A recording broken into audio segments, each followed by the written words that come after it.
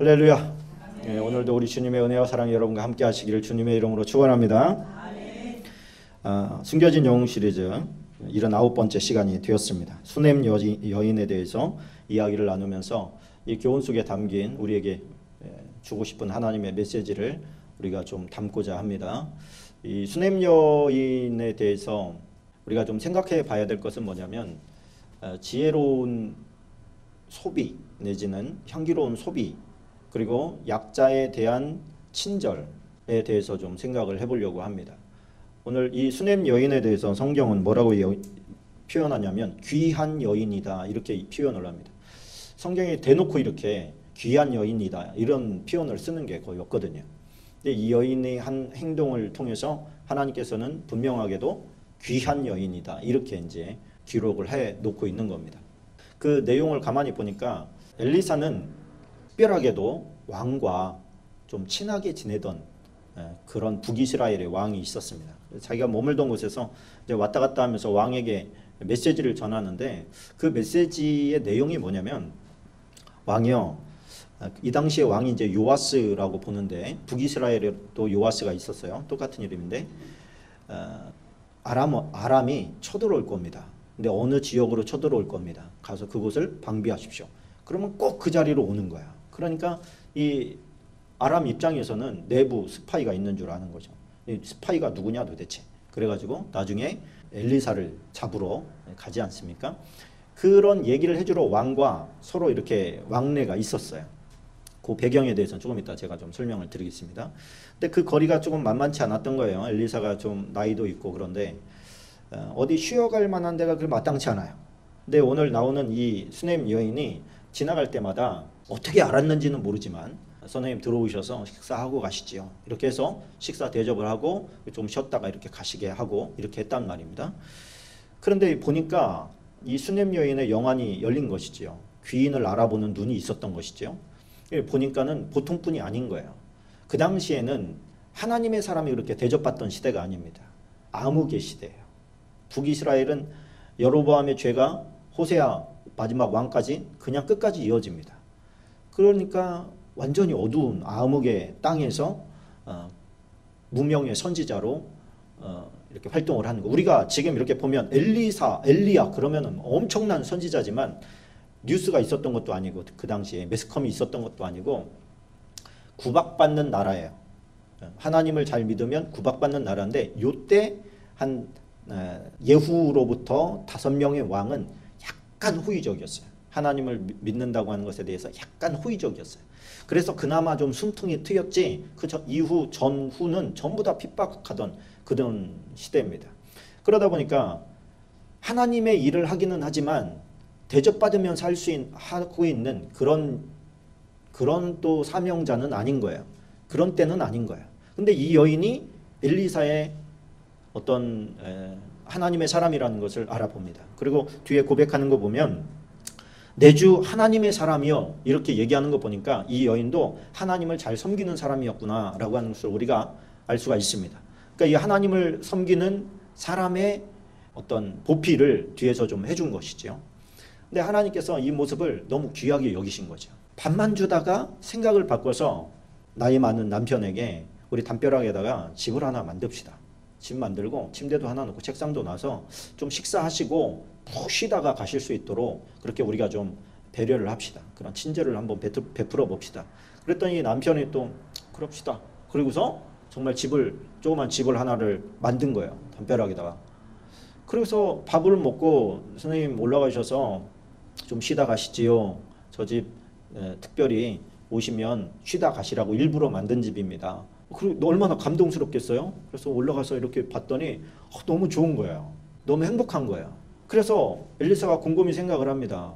이 여자가 그냥 할 리는 없을 텐데 내가 왕에게 왔다 갔다 한다는 걸 아니까 뭔가 청탁할 게 있나? 그래서 부릅니다.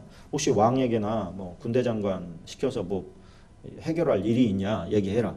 그랬더니 아닙니다. 나 그런 거 없습니다. 그냥 순수한 마음으로 한 겁니다. 이렇게 얘기를 하는 거예요. 그러니까 이 마음에 기쁘면서도 그러면은 이 여인에 대해서 뭔가 보답을 해주고 싶은데 뭐가 좋겠냐? 그랬더니 옆에 있던 게하시가 남편은 늙었습니다. 여기서 늙었다는 표현은 이제는 남자 구실을 할 수 없을 만큼 늙었다는 얘기예요. 근데 나이 차이가 이제 많이 나는 여인인 거죠. 이 여인은 아이가 없습니다. 이 남편이 죽으면 이 여인은 어떻게 살지 모르는 그런 상황입니다. 그랬더니 아 그래 알겠다. 여인 오라고 그래라. 그래가지고 여인을 불러놓고 내년이면 애를 안고 있을 거다. 이런 얘기를 해주는 거예요. 아 놀리지 마세요. 그랬는데 정말로 임신을 해서 아이를 안게 되는 이런 이제 기적이 일어난 겁니다. 하나님의 어떤 보상인 것이죠. 하나님의 은총인 것이죠. 선한 행동에 대한 하나님의 상을 내려준 겁니다. 그 마태복음에 보면 이런 말씀이 있어요. 마태복음 10장 41절을 같이 한번 읽어보겠습니다. 선지자의 이름으로 선지자를 영접하는 자는 선지자의 상을 받을 것이요 의인의 이름으로 의인을 영접하는 자는 의인의 상을 받을 것이요. 할렐루야. 이게 뭐냐면 그 배경이 여기에서 가져온 것 같은 느낌이 들어요. 제가 예수님께서 직접 해주신 말씀입니다. 이게 무슨 얘기냐면 선지자를 도우면 선지자가 상을 받을 때 너도 받게 될 거다. 그런 거예요.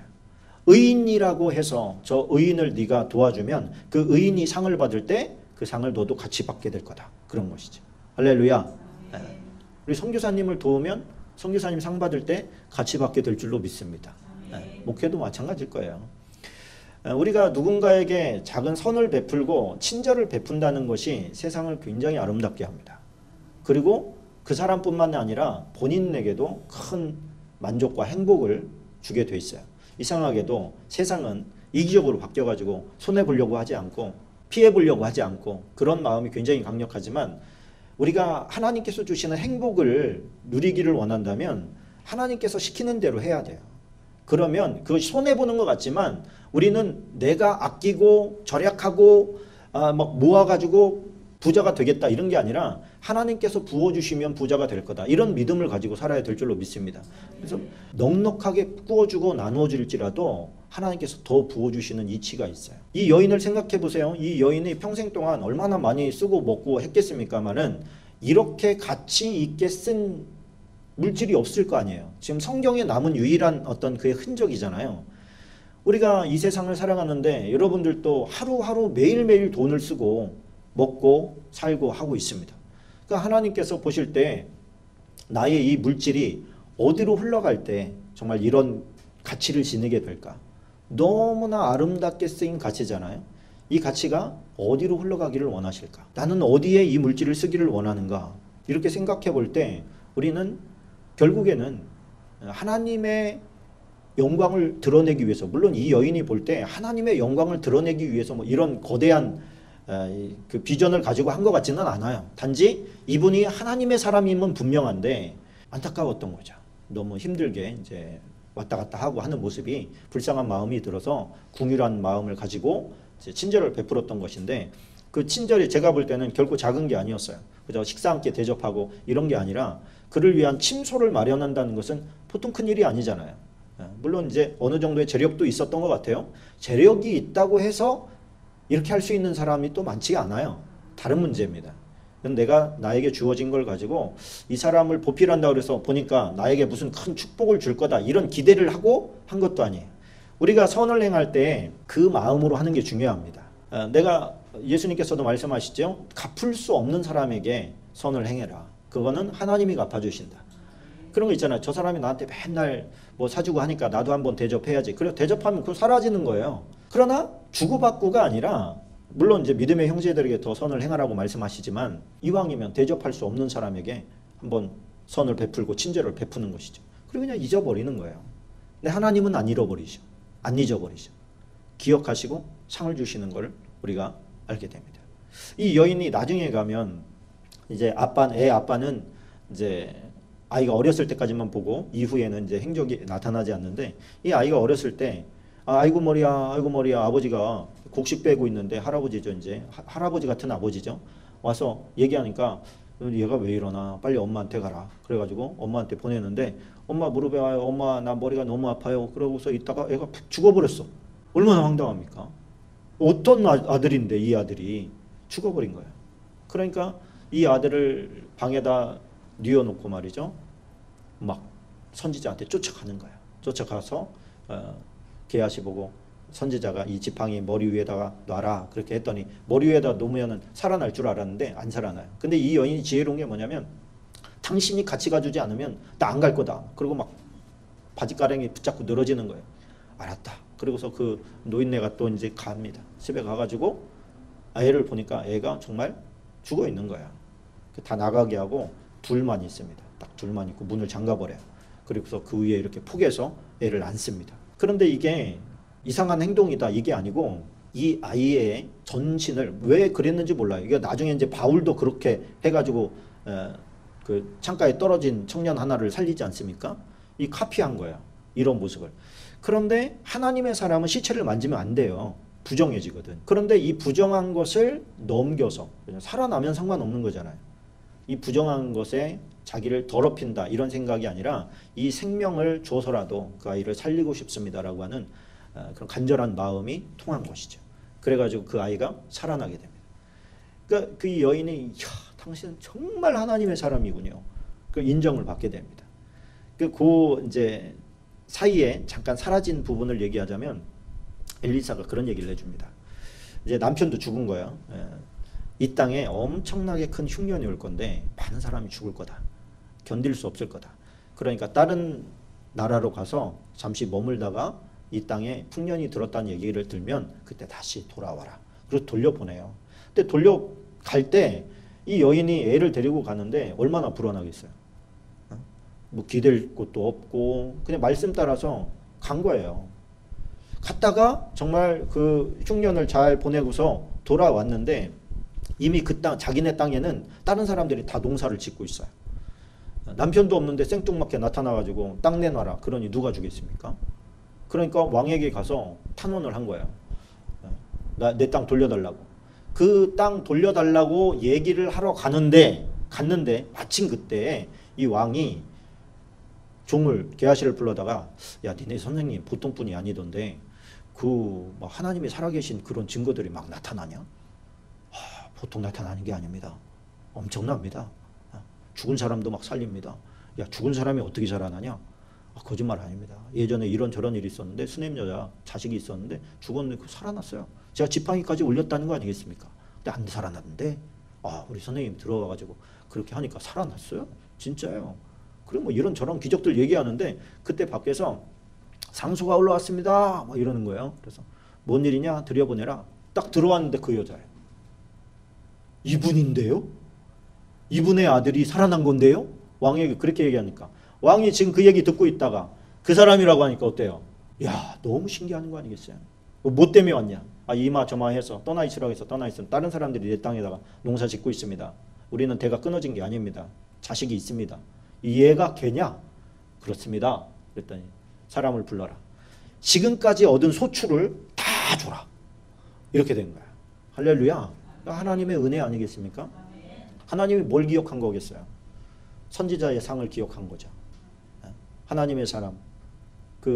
참 하나님의 입장에서는 얼마나 정말 자기의 종이 힘들게 그렇게 사역을 하고 구박당하면서 그런 땅에서 살아가는 게 얼마나 안타깝겠어요. 하나님께서 위로하신 거죠. 이 여인을 통해서. 하나님께서는 복을 주실 때도 사람을 통해서 주시고 위로하실 때도 사람을 통해서 위로하시고 물론 마귀의 사람들을 통해서 또 못된 짓들을 하지만 결국에는 우리가 하나님의 통로로 축복의 통로로 위로의 통로로 힘을 주는 통로로 우리가 쓰여져야 될 줄로 믿습니다. 그거에 쓰여질 때 하나님께서 은혜 위에 은혜를 더해 주시는 줄로 믿습니다. 그래서 나도 좀 우리의 젊음도 시간도 그죠 지나가 버리잖아요. 그냥 슉 지나가 버렸는데 어떻게 하면 가장 가치 있는 곳에 나를 쓸까? 후회가 남지 않는 곳에 쓸까?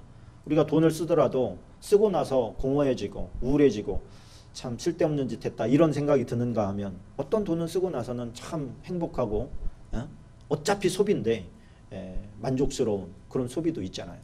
그래서 이 교훈을 통해서 하나님께서 우리에게 주시는 그 메시지를 좀 한번 가슴에 담아보고 여러분도 그 은혜가 있기를 축원합니다.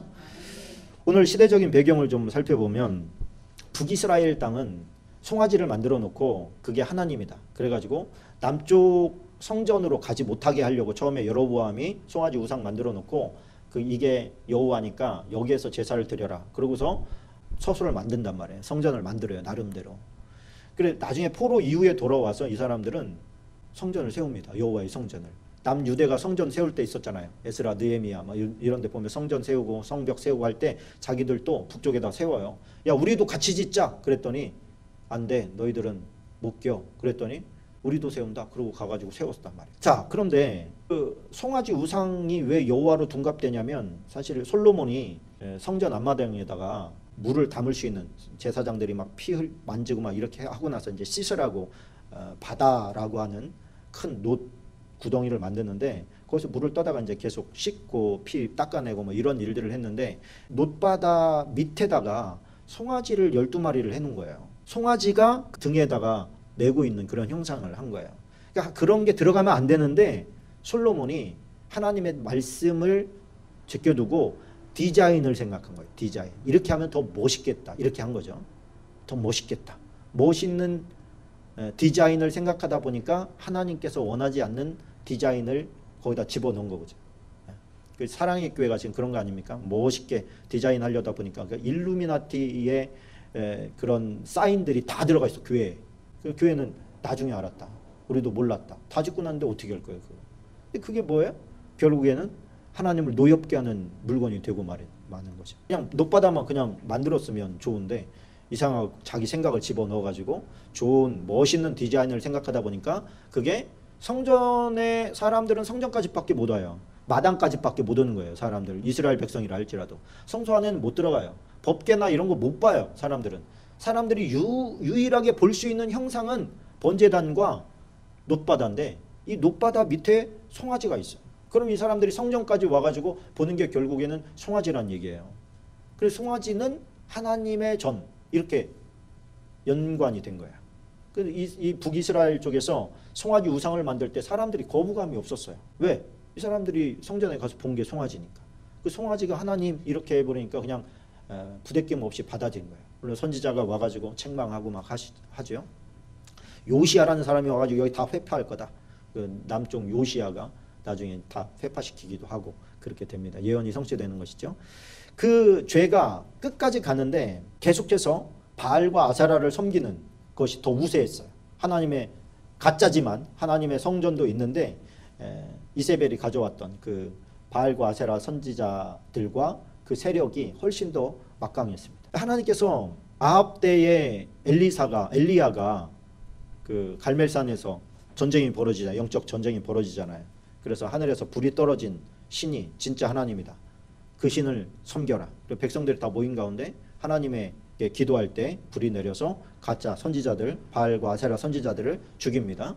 그러고 나서 이세벨까지 처단을 하기를 하나님께서는 원하셨는데 이세벨의 협박에 두려워서 호렙산으로 도망을 쳐버립니다. 그 도망치어서 한 게 뭐였죠? 못해 먹겠습니다. 하나님, 나 하나 남았는데 나 하나까지 죽이려고 하는데 하나님께서 왠지 아무 일도 안 하시는 것 같네요. 뭐 이런 조금 불만 섞인 얘기를 하죠. 그럴 때 하나님께서 그만해라. 그러면 너 그 하던 모든 사역을 다 엘리사에게 위임해라. 이런 이제 명령을 합니다. 엘리야가 원했던 건 그런 건 아니었는데 하나님의 위로와 새 힘을 내가 너와 무조건 함께 할 테니까 다시 가서 박살을 내라. 뭐 이런 말을 기대했는데 그럼 그만해라. 그러니까 마음이 좀 한켠으로 좀 슬펐지요. 엘리사를 부르러 갔을 때 괜히 막 퉁퉁거리잖아요. 누가 뭐 못하게 했냐? 저 이 부모님께 좀 인사 좀 하고 그러고 오겠습니다. 그때 막 툴툴거리잖아요. 그래 하나님의 일은 기쁨으로 해야 될 줄로 믿습니다. 그러니까 하나님께서 저는 거기에서 뭐를 느끼냐면 하나님이 억지로 시키지 않는구나 이런 걸 느껴요. 일손이 부족한 게 아니에요. 하나님은 원래 예후에게 기름을 부어서 왕을 삼아라. 북이스라엘 왕을 삼아라. 그래서 아합의 집을 다 치게 해라. 이렇게 하나님께서 엘리야에게 명령을 내리는데 엘리야 안 해요. 그거 자기가 안 했더니 누가 해요? 엘리사가 해요. 엘리사가 청년 하나를 보내가지고 예후에게 기름 붓는 장면이 있습니다. 왕하 9장 6절 7절인데 같이 한번 읽어보겠습니다. 예후가 일어나 집으로 들어가니 청년이 그의 머리에 기름을 부으며 그에게 이르되 이스라엘 하나님 여호와의 말씀이 내가 내게 기름을 부어 여호와의 백성 곧 이스라엘의 왕으로 삼노니 너는 내 주 아합의 집을 치라. 내가 나의 종 곧 선지자들의 피와 여호와의 종들의 피를 이세벨에게 갚아 주리라.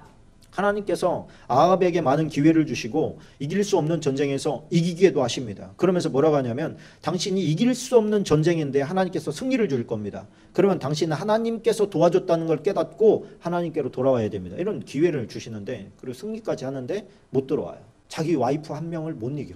왕인데도 그 앞에서 그냥 그림자처럼 그렇게 삽니다. 엘리야가 안 하면 엘리사가 하는 거예요. 엘리사가 안 하면 또 다른 사람이 하는 것이고, 하나님의 나라의 일이 참 신기하더라고요. 하나님께서는 하고자 하는 일을 끝내 해내셔요. 그럼 우리는 그 가운데서 쓰임 받는 게 중요한 거 아니겠습니까? 이 세상에 왔다가 하나님의 도구로, 하나님께서 쓰는 사람으로 쓰임 받다가 하나님을 만나야 그게 가장 큰 보람 아니겠어요? 교회 일이라고 하는 것이 하나님의 일인데 어떤 직임을 맡길 때 맡기는 상황에서도 부담스러울 때가 있어요. 자원하는 사람 중심으로 교회는 하려고 저는 그렇게 생각을 합니다. 일꾼이 없을 때는 막 맡기죠. 당신이 이거 좀 해주시오 그러는데, 하나님의 일은 작든 크든 간에 기쁨과 감사함으로 해야 될 줄로 믿습니다. 그래야 하나님께서 기뻐 받으시죠. 그게 재물인데. 엘리사는 그렇게 호렙산으로 도망치면서 임무 마무리가 되고 엘리사에게 이제는 후임으로 세움을 받고 회리 바람을 타고 올라가게 됩니다. 불마차 타고 올라간 게 아니에요. 불마차는 갈라놨고 회리 바람 타고 올라간 겁니다. 그렇게 올라가고 나서 엘리사가 직임을 이제 이어받게 되죠. 그런데 이 예후가 누구였냐면 아합의 집안의 군대장관이었어요. 하나님께서 예후가 하나님을 열심히 섬기려고 하는 모습을 보고 예후를 들어서 이스라엘의 왕을 삼아야 되겠다 이런 생각을 하신 거죠. 그래서 기름을 부어서 왕으로 삼습니다. 그리고 정말 이 예후는 북이스라엘의 19명의 왕 중에서 다 악한 왕이고, 예후도 악한 왕이라고 평을 받습니다. 왜 악한 왕이라고 평을 받냐면 그 송아지 우상을 안 없애서, 그 송아지 우상을 없앴으면 좋겠는데 이미 그 송아지 우상이 그 나라에 그냥 자리 잡아버렸어요. 그걸 건든다는 건 너무 위험한 일이에요. 왜? 사람들이 그게 하나님이라고 생각을 하고 있으니. 그럼 어떻게 하죠? 그게 하나님이 되나요? 그렇게 믿으면? 잘못된 것들을 그거를 부셔버렸어야 되는데, 마치 모세의 놋뱀을 사람들이 막 신성시할 때 그냥 깨버리잖아요.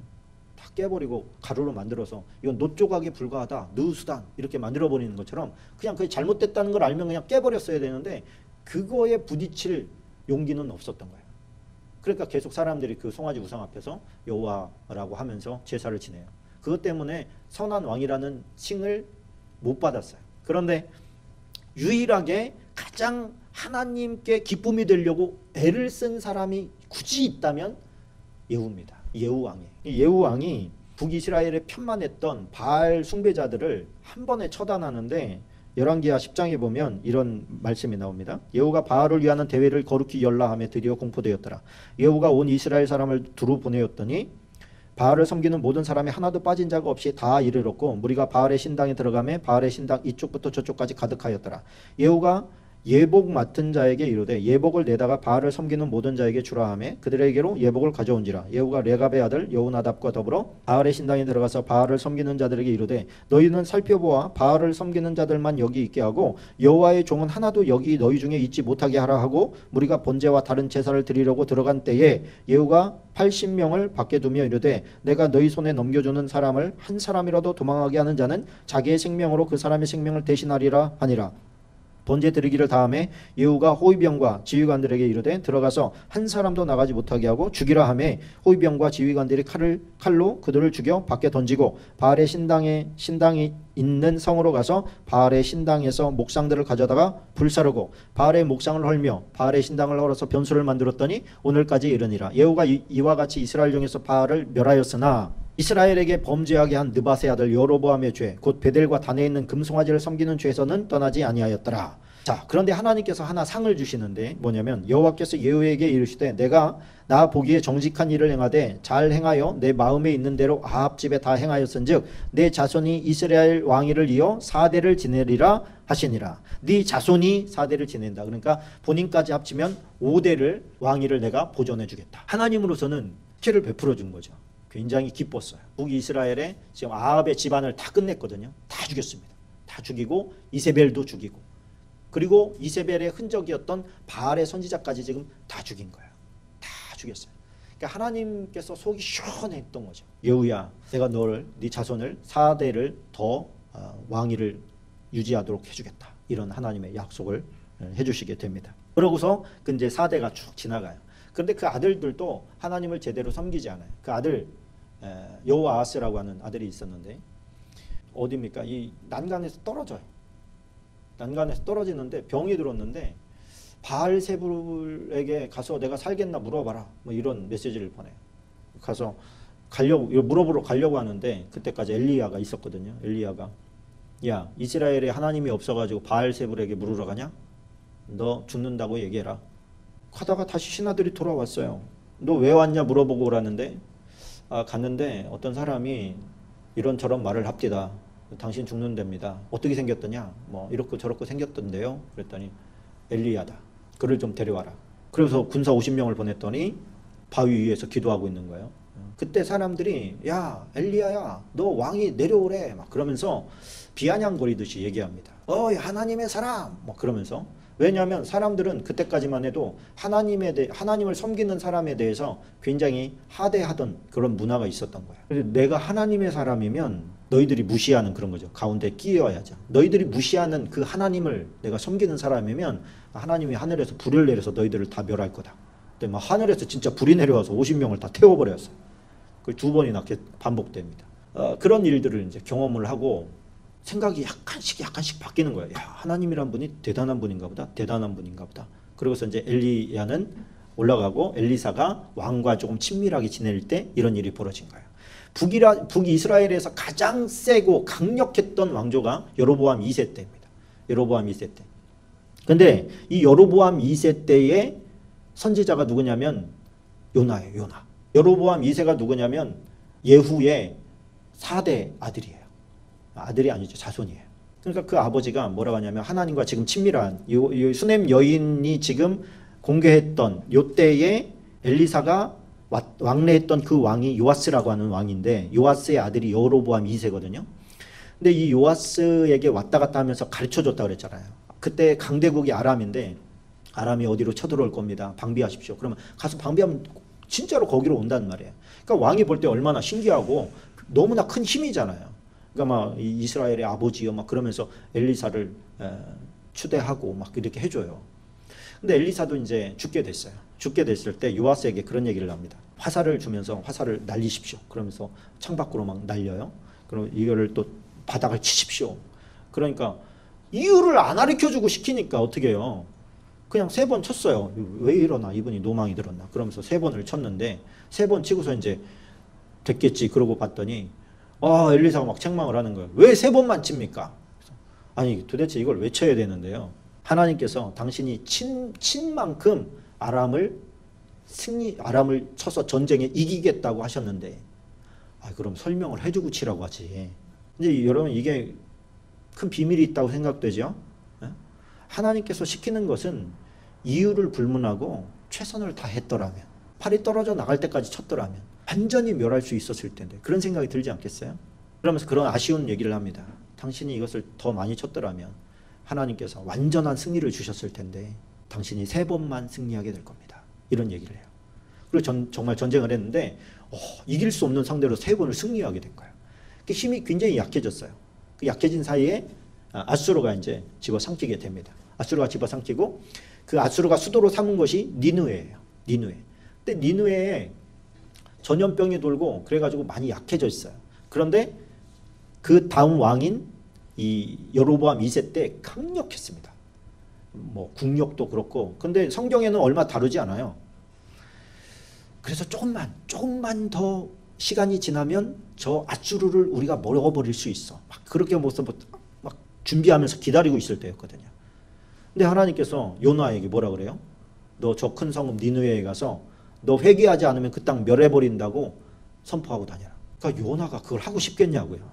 지금 우리는 점점 더 강성해지고 저기는 점점 약해져서 이제 조금만 더 있으면 역전될 상황인데 가서 회개하라니. 회개하면 어떻게 되는데? 하나님 용서해 주시는데. 그럼 우리가 준비한 거 이거 다 꽝인데 가고 싶겠습니까? 그래서 안 간 거예요. 하나님이 어떻게 합니까?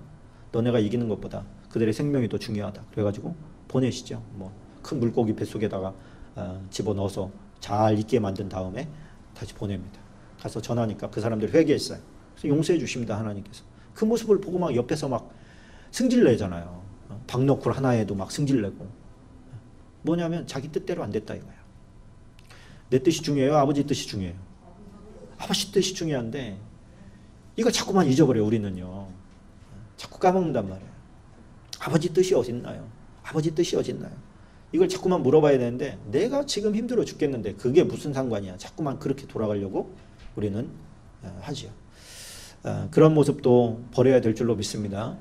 오늘 이 고단한 노 선지자에게 친절을 베풀었던 이 수넴 여인, 이 여인의 이름을 거론하지 않아요. 저는 그게 굉장히 큰 은혜라고 생각합니다. 이름이 거론이 됐어도 괜찮았을 텐데 하나님께서는 이미 일부러 감추신 것 같아요. 성경에 보면은 이름을 알 수 없는 저자들이 있어요. 왜 이름을 안 썼느냐? 사도 바울 같은 경우에는 자기 이름을 반드시 거론을 합니다. 사도 바울이 무난합니다. 그러면서 이제 첫머리에서 이 서신을 쓰는 사람이 사도 바울이라는 걸 알아요. 사도 바울은 왜 이름을 거론했느냐? 서신의 중요성을 알기 때문에 그럽니다. 다시 말하면 글의 중요성을 알아요. 그래서 이것이 누가 썼는지 명확하게 드러내지 않으면 무시될 수도 있거든요. 그런데 서신에 이름을 쓰지 않은 사람들, 요한, 뭐 이런 요한복음을 쓴 요한 이런 사람들은 왜 이름을 쓰지 않았느냐? 혹시나 이름을 써서 자기가 높임을 받을까 봐 안 썼어요. 이게 두 가지 다 이해가 되잖아요. 그죠? 그렇다고 해서 하나님께서 이름을 안 드러낸 게 아닌데 결국에는 이제 다 찾아내서 이제 기록을 하게 하셨는데 후대에 일어난 일이고 그 본인들은 굉장히 겸손했던 거죠. 철저하게 자기를 낮추고 하나님만 높여지기를 간절히 소원했던 겁니다. 그래서 하나님의 사람들은 자기를 낮추는 것에 익숙해져야 돼요. 자기를 낮추는 것에 익숙한 게 너무너무 어려운 일이에요. 어떤 그런 노래가 있죠. 겸손은 힘들어. 겸손하기는 정말 힘든 일입니다. 그러나 그 길을 우리가 가지 않으면 쓰임받고 버림받아요. 끝까지 겸손하게 쓰임을 받아요. 이 여인 이름은 없지만 우리가 이름은 알면 어떻게 할 거예요? 뭐 얼굴을 알 거예요? 뭐를 알 거예요? 그러나 그만큼 그가 문명으로서 섬기는 삶을 살기를 희망했고 그렇게 쓰임을 받았고 하나님은 그대로 받아주셨다는 게 중요합니다. 우리가 하는 행위들도 대부분 다 사라집니다. 여러분들이 교회에 했던 거, 하나님의 일을 했던 거, 누구를 도왔던 거 뭐 돌아보면 아마 많이 있겠지만 다 누가 그걸 다 기억하고 살겠어요. 기억하시는 분은 한 분이십니다. 하나님은 기억하십니다. 하나님은 기억하시고 그가 꼭 필요할 때 절박할 때 기가 막힌 타이밍에 이 여자가 그 여잔데요? 이렇게 되게 하셔요. 그래서 하나님의 말씀에 순종해버리면 순종해서 손해보는 것은 하나님께서 수십 배로 갚아주는 줄로 믿습니다. 우리가 오늘 이 여인이 손해본 거예요. 물질적으로 손해봤잖아요. 손해봐서 한 게 뭐예요? 하나님의 사람을 위로해 준 거예요. 뭐 대단한 거 한 거 아니고 그가 하는 사역이 너무 고귀하기 때문에 그를 위로해 준 거예요. 쉴 때라도 좀 편히 쉬시라고 노인네가. 그런데 그거를 하나님의 마음이 그냥 흡족했던 거죠. 너무 이쁜 거예요. 너무 사랑스러운 거예요. 당신의 종을 이렇게 좀 위로해 줬다는 게 그냥 하나님이 너무 기쁜 거예요. 그 생명을 주시고 막 잃어버렸던 것들도 다 회복시켜 주시고 우리가 뭐 거기에 나도 뭐 해서 하나님께 받아야지 이런 거 하지 말고 잊어버리고 그죠? 한번 선을 오른손이 한 거 왼손이 모르게 하라는 것은 너 자신도 기억하지 마라 그런 거예요. 그냥 잊어버려. 선을 행하고 선을 행하지 않아서 기억나지 않은 것과 너무 많이 행해서 기억나지 않은 것은 굉장히 차이가 있습니다. 여러분들이 많이 행해서 뭐 내가 언제 어떻게 했는지 기억나지 못할 만큼 많은 친절을 베푸는 여러분들 되시기를 주님의 이름으로 축원합니다.